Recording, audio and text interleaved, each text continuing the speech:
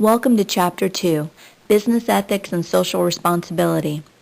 Ethical behavior offers significant advantages. Society as a whole benefits. Executives who behave ethically have happier, more fulfilled lives, and unethical behavior can destroy a company and the individuals who engage in it. Milton Friedman said that the one and only social responsibility of business is to increase its profits. Dayton Hudson, on the other hand, said that the business of business is serving society, not just making money. Doing the right thing may not generate the greatest profit, but over the long haul it will lead to the greatest personal satisfaction and fulfillment. Ethics is the study of what constitutes right and wrong behavior. It focuses on morality and the application of moral principles in everyday life. Business ethics focuses on what constitutes ethical behavior in the world of business. It's not a separate kind of ethics, however. An understanding of business ethics is important to the long-run viability of a business, the well-being of its officers and directors, as well as the welfare of its employees.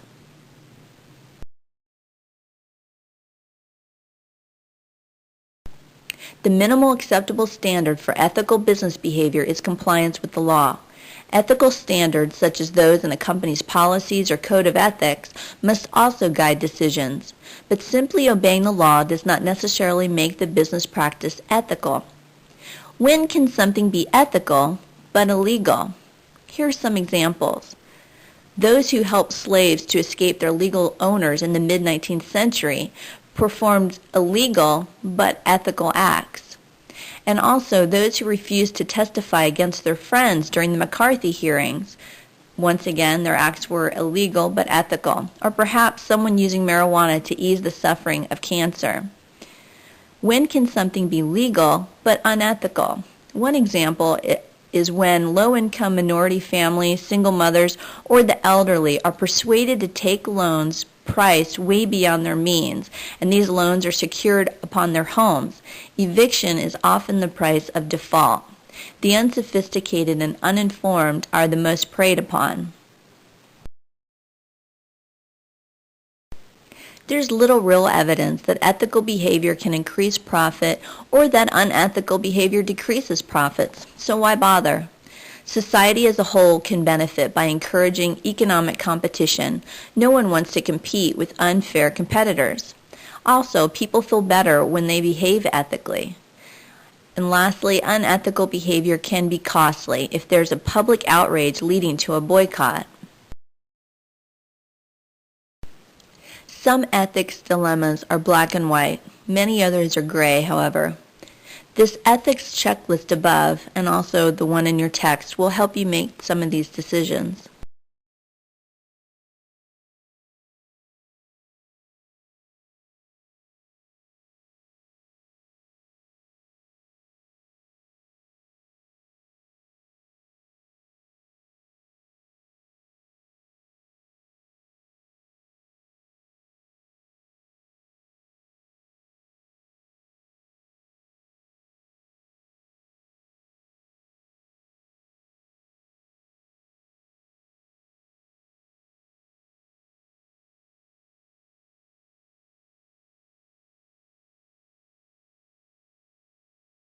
Here are some questions to ask yourself in order to ensure ethical behavior.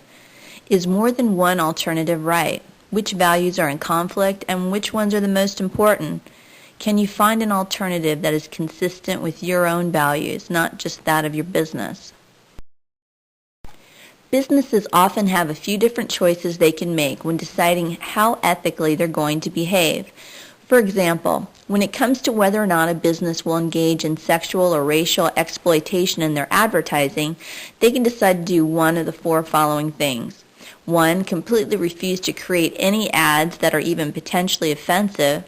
2. Include a systematic, focused review of underlying messages as part of the development process.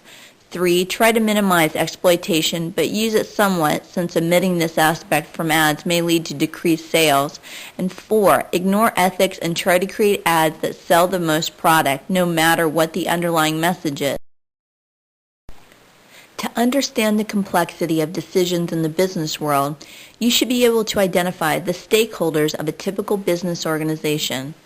A partial list would include shareholders, employees, vendors, customers, communities in which the business has facilities, and state and local governments.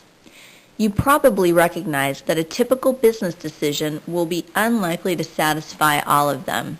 Balancing all of these interests may be difficult, which is why the ethics checklist is a useful template for identifying the components necessary to make informed and ethical business decisions. Businesses may also have obligations to maintain high ethical standards in foreign countries, even when local laws don't mandate it.